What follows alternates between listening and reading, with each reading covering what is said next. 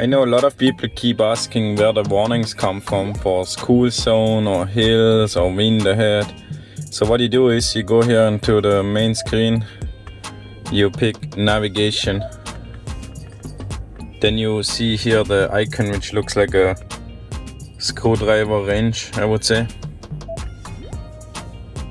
Then you see here settings,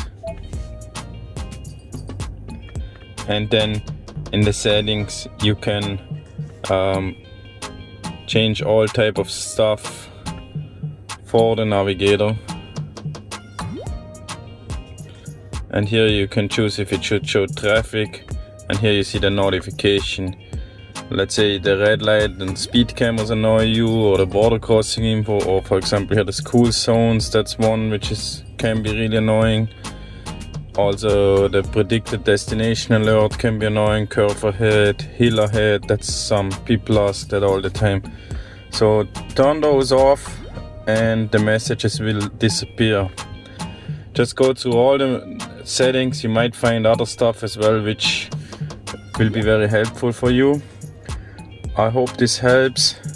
Please like and subscribe my video and my channel. If you have any questions, just comment below or send me an email. Thank you very much for watching and have a good day.